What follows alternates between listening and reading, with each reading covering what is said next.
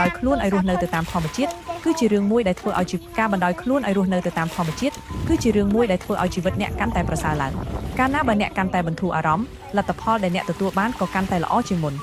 តាមរយៈទ្រឹស្ដី The Yerkes Dodson បានបង្ហាញថាកាលណាបើមនុស្សប្រាថ្នាចង់បានលទ្ធផលខ្លាំងពេកគេនឹងធ្លាក់ចូលក្នុងសម្ពាធផ្លូវចិត្តនិងការព្រួយបារម្ភខ្ពស់រហូតធ្វើឲ្យសមត្ថភាពធ្លាក់ចុះដែលធ្វើឲ្យអ្នកធ្វើអ្វីមួយមិនបានពេញលេញនិងទទួលបានលទ្ធផលមិនល្អតែពេលដែលអ្នកចេះសម្រាប់ផ្លូវចិត្តបន្ធូរអារម្មណ៍កុំឲ្យខ្លួនឯងធ្លាក់ចូលទៅក្នុងសម្ពាធខ្លាំងពេកសមត្ថភាពពិតប្រាកដរបស់អ្នកនឹងចេញមកដែលអាចឲ្យអ្នកធ្វើសកម្មភាពបានកាន់តែល្អឬក៏អាចប្រសើរជាងធម្មតាទៀតផងហើយលើសពីនេះទៅទៀតនៅពេលអ្នកចាប់ផ្ដើមធ្វើចិត្តអ្នកឲ្យស្ងប់មិនប្រញាប់ចង់ឈ្នះមិនបង្ខំចង់បានភាពជោគជ័យលឿនពេកហើយផ្ដោតលើការកែលម្អខ្លួនឯងឲ្យបានជាប្រចាំថ្ងៃរហូតដល់ធ្វើឲ្យអារម្មណ៍ធ្លាក់ចូលទៅក្នុងស្ថានភាពមួយដែលគេហៅថា flow state គឺជាស្ថានភាពដែលអ្នកលង់ខ្លួនពេញលេញក្នុងអ្វីដែលកំពុងធ្វើភ្លេចនឹកនាដល់ពេលវេលានិងរាល់សម្លេងរំខានពីខាងក្រៅនៅពេលនោះវានឹងធ្វើឲ្យអ្វីដែលអ្នកកំពុងធ្វើដំណើរការទៅយ៉ាងរលូនហើយលទ្ធផលដែលអ្នកទទួលបាននឹងល្អលើសពីធម្មតាកុំដាក់ការរំពឹងទុកខ្ពស់ពេកចំពោះមនុស្សនិងរឿងរ៉ាវទាំងអស់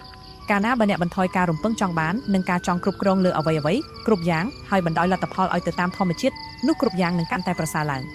អ្នកត្រូវចាំទុករឿងមួយនៅពេលមនុស្សសប្បាយចិត្តសំណាងល្អក៏នឹងចូលមកក្បែរអ្នកកាន់តែមានអារម្មណ៍ល្អធម៌ពលនិងភាពសកម្មរបស់អ្នកក៏កាន់តែខ្ពស់ឡើងដែលធ្វើឲ្យអ្នកតាក់ទាញមកនៅមនុស្សនិងរឿងវិជ្ជមានចូលក្នុងជីវិតអ្នកផងដែរជីវិតដែលសុខសាន្តពិតប្រាកដមិនមែនកើតឡើងពីការបង្ខំខ្លួនឯងឲ្យរឹងមាំនោះទេតែជាការដែលអ្នកអាចគ្រប់គ្រងចិត្តឲ្យស្ងប់សុខសាន្តនិងមើលពិភពលោកដោយភាពវិជ្ជមានពេលធម៌ពលល្អក្នុងខ្លួនអ្នកក៏ចាប់ផ្ដើមហូរទៅក្រៅអ្វី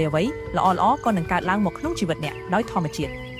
អ្នកត្រូវយល់ថាកាលណាបើអ្នកព្យាយាមគ្រប់គ្រងអ្វីមួយខ្លាំងពេកវាច្រើនតែមិនអាចគ្រប់គ្រងបានឬគោលនៃការព្រួយបារម្ភគឺកើតចេញពីការចង់បានលទ្ធផលភ្លាមមនុស្សជាច្រើនចង់ធ្វើរឿងជាច្រើនក្នុងពេលតែមួយហើយក៏ចង់បានភាពជោគជ័យភ្លាមដែរប៉ុន្តែការលូតលាស់ពិតប្រាកដវាត្រូវការពេលវេលានិងការសន្សំបទពិសោធន៍គ្រប់ការជោគជ័យទាំងអស់វាកើតឡើងទៅបានពីការរៀនការធ្វើនិងការអនុវត្តឲ្យបានខ្ជាប់ខ្ជួនជាប្រចាំហើយដាច់ខាតមិនមែនកើតឡើងពីការគិតការព្រួយបារម្ភនិងការដែលគ្រាន់តែចង់បាននោះទេអ្នកគិតកាន់តែច្រើនបណ្ដាលឲ្យអារម្មណ៍របស់អ្នកកាន់តែរាយនាយពិបាកក្នុងការប្រមូលអារម្មណ៍ធ្វើអ្វីមួយឲ្យបានល្អហើយពេលខ្លះអ្នកបានត្រឹមតែគិតរហូតដល់មិនអាចចាប់ផ្ដើមធ្វើអ្វីទាំងអស់ការចាប់ផ្ដើមដែលមិនល្អឥតខ្ចោះក៏នៅតែប្រសើរជាងការមិនចាប់ផ្ដើមសោះដែរកុំរស់ក្នុងការព្រួយបារម្ភខ្លាំងពេករហូតដល់ខ្លួនឯងបន្លាចតែខ្លួនឯងចាប់ផ្ដើមធ្វើរឿងដែលអ្នកចង់ធ្វើពេលនេះទោះបីពីចំណុចតូចតាចក៏ដោយអ្នកគ្រាន់តែទទួលខុសត្រូវលើការជំនះខំប្រឹងទៅបានហើយលទ្ធផលស្ទង់បណ្ដោយឲ្យទៅតាមធម្មជាតិជាអ្នកកំណត់ទៅចុះត្រូវចាំថារាល់បញ្ហាដែលអ្នកជួបសុទ្ធសឹងតែជាឱកាសដែលអាចបង្រៀនឲ្យអ្នករីកចម្រើននិងក្លាយជាមនុស្សល្អប្រសើរជាងមុនកុំខ្លាចបញ្ហាកុំយកចិត្តទុកដាក់លើការយល់ឃើញរបស់អ្នកដទៃនិងរឿងរ៉ាវជុំវិញខ្លួនច្រើនពេកបន្ធូរអារម្មណ៍ឲ្យបានធូរស្រាលនៅពេលដែលអ្នកឈប់តានតឹងហើយទាញការផ្ដោតអារម្មណ៍ត្រឡប់មកលើខ្លួនឯងនិងការធ្វើសកម្មភាពវិញរឿងល្អនិងសំណាងល្អនឹងចាប់ផ្ដើមដើរចូលមករកអ្នកឯងខ្លួនឯងការបណ្ដោយខ្លួនឲ្យ